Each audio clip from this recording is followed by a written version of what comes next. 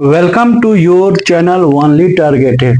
दोस्तों, आज ये पॉलिटी का 11 क्लास हो गया और मौलिक अधिकार से रिलेटेड मैंने आपको पार्ट 1 का वीडियो भी डाल दिया है और ये पार्ट 2 है। ठीक है, इस वीडियो में हम क्या क्या चीज को देखेंगे, क्या क्या चीज को हम कवर करेंगे, उसके विषय में हम पहले बात कर लेते हैं। ठीक है, तो पहला चीज हम देखते हैं कि किस अनुच्छेद में धर्म, जाति, लिंग का भेदभाव नहीं किया जा सकता।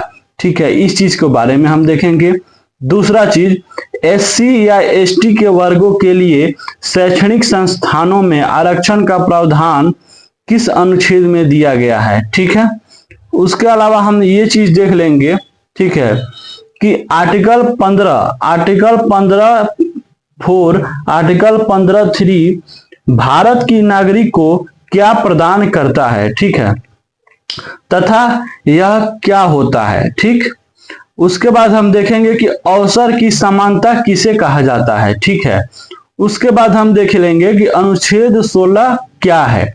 उसके बाद हम देखेंगे कि आर्टिकल 17 तथा आर्टिकल 18 के अंतर्गत क्या क्या चीज होता है। ठीक है, उसके बाद हम देखेंगे कि उपाधियों का अंत किस अनुच्छेद से संबंधित है। उपाधियों का अंत किस अनुच्छेद से संबंधित है। आर्टिकल 19 से 20 में क्या होता है। आर्टिकल 19 से 20 में क्या होता है। और आर्टिकल 19 ए का ए, आर्टिकल 19(1) का ए से लेकर आर्टिकल 190 जी संबंधित है, किससे संबंधित है। ठीक है, उसके अलावा हम देखेंगे कि युक्ति युक्त निबंधन सरकार के द्वारा किस अनुच्छेद में लगाया गया है। ठीक है, ये सारे चीज को हम इस वीडियो में कवर करेंगे। तो चलिए वीडियो की शुरुआत करते हैं। अपनी बात आर्टिकल 15 से शुरू करते हैं। आर्टिकल 14, आर्टिकल 13, आर्टिकल 12 मैंने आपको पिछले वीडियो में बता रखा है। अगर आप पहला बार आए हैं मेरे चैनल पे तो कृपया करके मेरा फर्स्ट वीडियो देखिए, तब आपको सेकंड वीडियो समझ में आ जाएगा। ठीक है, तो आर्टिकल 15 से हम अपनी बात को स्टार्ट करते हैं। ठीक है, आर्टिकल 14 भी मैंने आपको पिछले वीडियो में बता रखा है, आप उसको देख लीजिएगा। आर्टिकल 15 से हम अपनी बात करते हैं कि धर्म, जाति, लिंग और मूलभूत के आधार पर किसी भी प्रकार का भेदभाव नहीं किया जा सकता।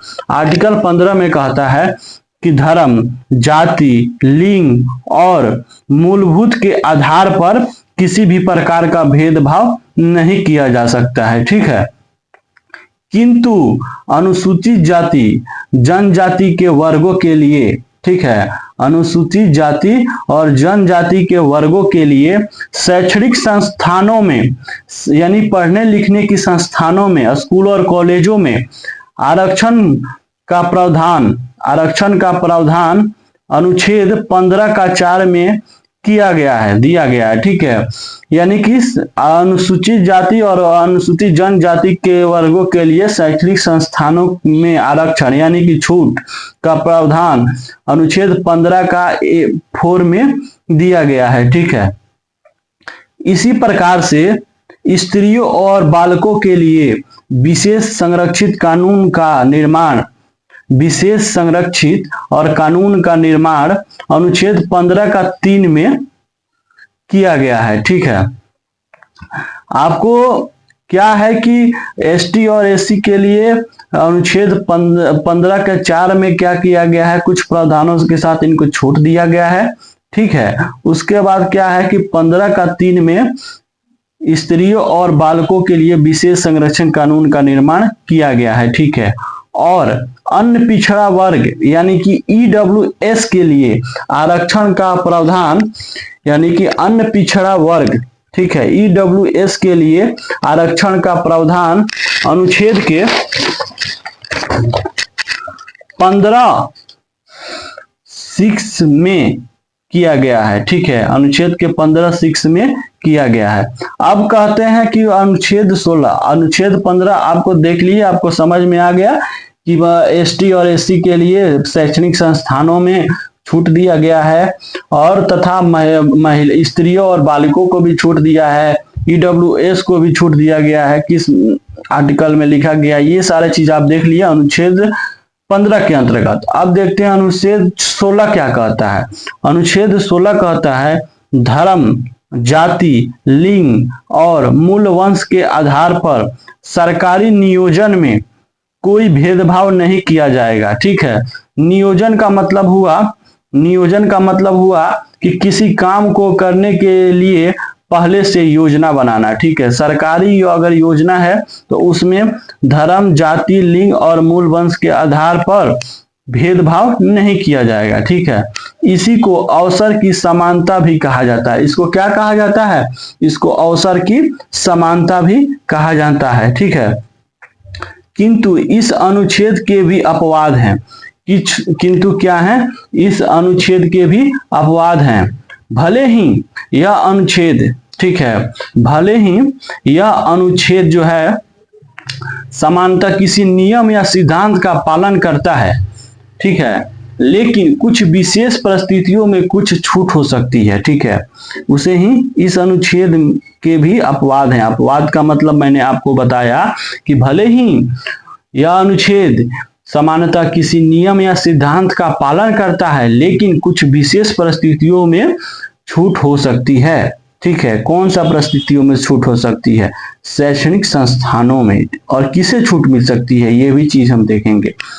इस अनुच्छेद के भी अपवाद हैं। और जिस प्रकार शैक्षणिक संस्थानों में आरक्षण का प्रावधान है, उसी प्रकार अनुच्छेद 16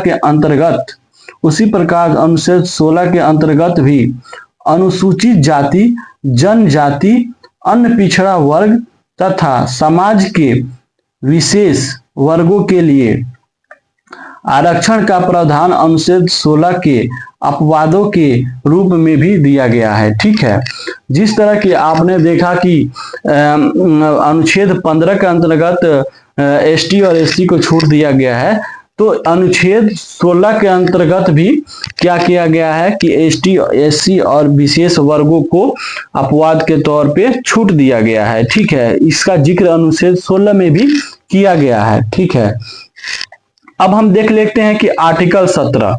ठीक है, आर्टिकल 17 क्या कहता है? आर्टिकल 17 कहता है अस्पृश्यता का अंत। अस्पृश्यता का अंत का कहने का मतलब हुआ कि छुआछूत को समाप्त करना है। यानी कि हमारा आर्टिकल 17 कहता है कि हमें छुआछूत को समाप्त कर देना है। ठीक है, उसके बाद हम कहते हैं आर्टिकल 17 के बाद आता है आर्टिकल 18। आर्टिकल 18 क्या कहता है? उपाधियों का अंत करना। आर्टिकल 18 कहता है उपाधियों का अंत। इसका मतलब होता है आर्टिकल 18 में उपाधियों का अंत किया गया है।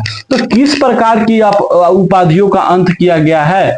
गवर्नमेंट ने किस चीज को बैन करके रखा है, ये चीज को देखें। सभी प्रकार की उपाधियां संविधान के द्वारा समाप्त कर दी गई है। सभी प्रकार की उपाधियां जो है संविधान के द्वारा समाप्त की गई है, किंतु सेना और शिक्षा के संबंधित उपाधियां जारी रखी गई है। सेना और शिक्षा में जो उपाधियां मिलती है, जो अच्छा काम करता है, उसके लिए उपाधियों को रखा गया है। बाकी सारा चीज की उपाधियों को समाप्त कर दिया गया है। संविधान के अनुसार भारत का कोई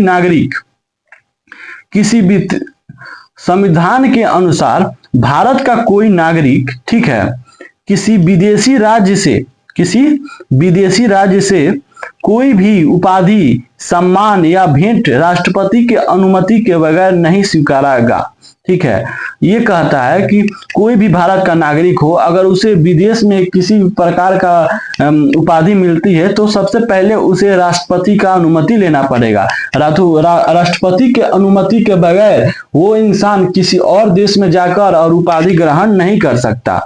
भारत सरकार के द्वारा 4 प्रकार के नागरिक सम्मान दिए जाते हैं। भारत सरकार के द्वारा कितने प्रकार के नागरिक सम्मान दिए जाते हैं? ठीक है, भारत सरकार के द्वारा 4 प्रकार के नागरिक सम्मान दिए जाते हैं। पहला होता है भारत रत्न, दूसरा होता है पद्म विभूषण, और तीसरा होता है पद्म भूषण, और चौथा होता है पद्मश्री। ये 4 प्रकार के जो उपाधि है वो भारत सरकार के द्वारा दिए जाते हैं। ये सम्मान 1954 में स्थापित किए गए। ये सम्मान कब स्थापित किए गए? ये सम्मान 1954 में स्थापित किए गए। ठीक है, जनता पार्टी के सरकार के द्वारा इन्हें समाप्त कर दिया गया था। जनता पार्टी के सरकार यानी कि बीजेपी। अभी आप बताइए हमारे बीजेपी के नेता कौन है? तो मैं आपको ये बता देता हूं कि अभी श्री नरेंद्र मोदी जी हमारे नेता हैं। ठीक है, तो इसको क्या किया गया कि 1954 में स्थापित किया गया था ये सम्मान को। और लेकिन क्या हुआ था कि भारतीय जनता पार्टी के सरकार के द्वारा इन्हें समाप्त कर दिया गया था। ठीक है, क्योंकि उनका मानना था, किनका मानना था? भारतीय जनता पार्टी का मानना था कि यह एक प्रकार की उपाधि है, किंतु भारत सरकार, क्योंकि भारतीय जनता पार्टी को मानना था कि यह एक प्रकार की उपाधि है। ठीक है, जब भारत ने उपाधि को समाप्त कर दिया गया था, सेना और शैक्षणिक संस्थानों में केवल उपाधि दी जाती है, तो फिर ये उपाधि क्यों आएगी? इसीलिए इसको समाप्त करो। भारतीय जनता पार्टी ने बोला इसको समाप्त करो। ठीक है, ये उसको उपाधि मानती थी। ठीक है, तो इस बात को लेकर सर्वोच्च न्यायालय का क्या मानना था? किंतु इस भारत के सर्वोच्च न्यायालय ने यह माना कि भारत के सर्वोच्च न्यायालय ने क्या माना? भारत के सर्वोच्च न्यायालय ने यह माना कि सम्मान दिए जा सकते हैं। ठीक है, भारत के सर्वोच्च न्यायालय ने क्या माना? भारत के सर्वोच्च न्यायालय ने यह माना है कि सम्मान दिए जा सकते हैं, क्योंकि यह किसी विशेष उपलब्धि के कारण दिए जाते हैं। यानी कि ये किसी विशेष उपलब्धि के, यानी कि अगर आप कोई काम अच्छा करते हैं तो इसके आधार पर आपको ये सम्मान दिया जाता है। ठीक है, ना कि सामाजिक भेदभाव के कारण, ना कि समाज में भेदभाव हो जाता है कि हम SC ST को ही नहीं देते हैं और जनरल से को वो देते हैं। इसके आधार पर मतलब समाज में भेदभाव नहीं है। आपके अंदर टैलेंट है तो आपको उपाधि दी जाएगी। इस बात का सर्वोच्च न्यायालय ने ये बात कहा। ठीक है, अब देखिए, अब कहता है कि आर्टिकल 19 से 20, आर्टिकल 19 से 20 क्या कहता है? ठीक है, कि स्वतंत्रता के अधिकार। ठीक है, स्वतंत्रता के अधिकार से संबंधित है। ठीक है, आर्टिकल 19 से 20 क्या है? 19 से 22 क्या है? कि स्वतंत्रता के अधिकार से संबंधित है, जो भारत के सभी नागरिकों को मौलिक अधिकार के रूप में प्रदान किए गए हैं। जो भारत के क्या है? सभी नागरिकों को मौलिक अधिकार के रूप में प्रदान किए गए हैं। आपकी स्वतंत्रता आपकी मौलिक अधिकार है। ठीक है, आपकी स्वतंत्रता क्या है? आपकी मौलिक अधिकार है। स्वतंत्रता के अधिकार से संबंध यह है कि जो भारत के सभी नागरिकों को मौलिक अधिकार के रूप में प्रदान किए गए हैं, वो आपकी स्वतंत्रता है। ठीक है, और आर्टिकल 19 का 1 का 1 क्या कहता है? 19 का 1 का 1 क्या कहता है आपको? वाक्य अभिव्यक्ति की स्वतंत्रता, वाक्य अभिव्यक्ति की स्वतंत्रता। ठीक है, यह इसका मतलब होगा कि यह सभी नागरिकों को अपनी विचार और राय और जानकारी को स्वतंत्र रूप से व्यक्त करने का अधिकार देता है। ठीक है, चाहे वो मौखिक रूप से या लिखित रूप से या किसी अन्य माध्यम से हो। ठीक है, इसे ही कहते हैं वाक् अभिव्यक्ति की स्वतंत्रता। ठीक है, यह सभी नागरिकों को अपनी राय, विचार और जानकारी को स्वतंत्र रूप से व्यक्त करने की अधिकार देता है। ठीक है, चाहे वो मौखिक रूप से हो या लिखित रूप से हो, किसी माध्यम से हो, उसे आप अपनी बातों में व्यक्त कर सकते हैं। ठीक है, इसमें क्या होता है कि इसमें प्रेस की स्वतंत्रता इसी में शामिल किया गया है। प्रेस यानी मीडिया, मीडिया को आप देखते हैं कि कहीं भी किसी से कुछ पूछ सकता है, तो उसको इस बात की स्वतंत्रता की जानकारी आर्टिकल 19(1) का ए से ही प्राप्त हुआ है। ठीक है, युक्ति युक्त निबंधन इसी को कहते हैं। युक्ति युक्त निबंधन इसी को कहते हैं। युक्ति युक्त निबंधन का मतलब ये हुआ कि किसी भी देश में नागरिकों को असीमित अधिकार नहीं हो सकता है। किसी भी देश में नागरिकों को असीमित अधिकार नहीं हो सकता है। ठीक है, उसके बाद हम देखते हैं कि आर्टिकल 90 यानी आर्टिकल 19 का ए का बी क्या कहता है? आर्टिकल 19 का ए का बी क्या कहता है? कि शांतिपूर्ण और निरायुध रूप से सम्मेलन करने की स्वतंत्रता आपको मिलती है। आर्टिकल 19 का 1 का बी क्या कहता है? कि शांतिपूर्ण और निरायुध रूप से सम्मेलन करने की आपको स्वतंत्रता मिलती है। यानी कि भारतीय संविधान नागरिकों को बिना हथियार के शांतिपूर्ण एकत्र होने का अधिकार देता है। भारतीय संविधान नागरिकों को बिना हथियार के शांतिपूर्ण एकत्र होने का अधिकार देता है। ठीक है। आर्टिकल 19 का ए का सी क्या कहता है? आर्टिकल 19 का ए का सी क्या कहता है कि संगम, संघ और सहकारी समिति बनाने का अधिकार।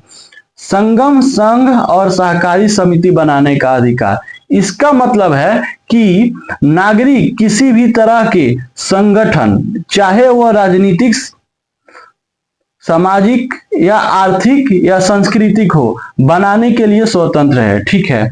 इसका मतलब है कि नागरिक किसी भी प्रकार के संगठन, चाहे वो राजनीतिक हो, चाहे वो सामाजिक हो, चाहे वो आर्थिक हो या चाहे वो सांस्कृतिक हो, बनाने के लिए स्वतंत्र है। ठीक है। ये कहता है आर्टिकल 19 का 1 का सी कहता है। ठीक है। अब देखिए, अब 19 का 1 का सी आप देख लिए कि क्या कहते हैं। अब 19 का आर्टिकल 19 का 1 का डी क्या कहता है, इस बात को भी देख लेते हैं। आर्टिकल 19 का 1 का डी क्या कहता है कि भारत के राज्य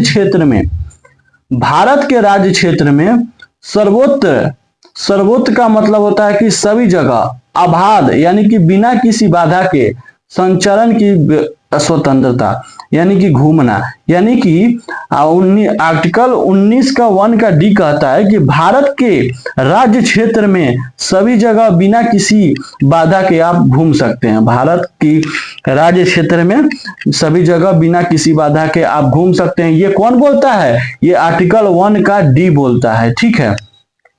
उसके बाद आर्टिकल 1 का ई क्या कहता है? आर्टिकल 1 का ई क्या कहता है कि भारत के राज्य क्षेत्र के किसी भी भाग में अस्थायी या अस्थायी रूप से निवास करने की स्वतंत्रता आपको मिलती है। भारत का आर्टिकल 91 का ई आपको क्या प्रदान करता है? आपको यह प्रदान करता है कि भारत के राज्य क्षेत्र के किसी भी भाग में अस्थायी रूप से आपको निवास करने की स्वतंत्रता है। ठीक है। ये आर्टिकल 19 का 1 का ई बोलता है। ठीक है। अब देखिए, हम पढ़ते हैं कि आर्टिकल 19 का 1 का एफ का कहता है। आर्टिकल 19 का 1 का एफ का कहता है। ठीक है। यह संपत्ति का अधिकार था, यह संपत्ति का अधिकार था जिसे 44वें संविधान संशोधन के द्वारा समाप्त कर दिया गया था। ये संपत्ति का अधिकार था जिसे क्या किया गया था? 44वें संविधान संशोधन के द्वारा क्या किया गया था? समाप्त कर दिया गया था। ठीक है। ये आर्टिकल 19 का 1 का एफ है। ठीक है। अब हम पढ़ते हैं कि आर्टिकल 19 का 1 का जी। आर्टिकल 19 का 1 का जी क्या कहता है कि कोई भी वृत्ति, वृत्ति का मतलब हुआ कि व्यवसाय, आजीविका, व्यापार का कारोबार करने की स्वतंत्रता। आप क्या कहते हैं कि कोई भी कारोबार या व्यवसाय आप कर सकते हैं। आपको आर्टिकल 19 का 1 का जी में ये बात को स्पष्ट रूप से बता दिया गया है कि आपको कोई भी वृत्ति, आजीविका, व्यापार या कारोबार करने की स्वतंत्रता है। ठीक है। अनुच्छेद 19 के अंतर्गत, अनुच्छेद 19 के अंदर आपको ये बात का भी बताया गया है। ठीक है, कि बता दी गई है कि स्वतंत्रता पर युक्ति युक्त निबंधन सरकार के द्वारा लगाए जा सकते हैं। स्वतंत्रता पर युक्ति युक्त निबंधन सरकार के द्वारा लगाए जा सकते हैं। यानी कि युक्ति युक्त का मतलब मैंने आपको बताया भी था कि किसी भी देश में नागरिकों के असीमित अधिकार हो सकते हैं। किसी भी देश में नागरिकों के असीमित अधिकार नहीं हो सकते हैं। सॉरी, किसी भी देश में नागरिकों को असीमित अधिकार नहीं हो सकते हैं। दोस्तों, मैं उम्मीद करता हूं कि आपका ये मेरा वीडियो आपको समझ में आया होगा। अगर समझ में आया हो तो कृपया लाइक, शेयर, कमेंट और सब्सक्राइब जरूर कीजिए। और ये अभी मौलिक अधिकार का पार्ट 2 चल रहा है। ठीक है। इसके बाद मैं कल आपको नेक्स्ट वीडियो में पार्ट 3 देखने को मिलेगा। ठीक है। अगर आप मेरे चैनल पे हैं तो कृपया मुझे लाइक, शेयर और सपोर्ट जरूर कीजिए। दोस्तों, आप जो भी टॉपिक के बारे में हमसे पढ़ रहे हैं, कम से कम उसका MCQ और पिछले कई वर्षों का सवाल उठाइए, चाहे किसी भी एग्जाम का हो। खास करके UPSC का अगर आप सवाल उठा के बनाते हैं तो आपसे 100% बनेगा ही बनेगा। तो चलिए, आप मेरे वीडियो को देखने के लिए आपको बहुत बहुत धन्यवाद, और फिर मिलते हैं आपसे अगले वीडियो में। इसके लिए आपको थैंक यू।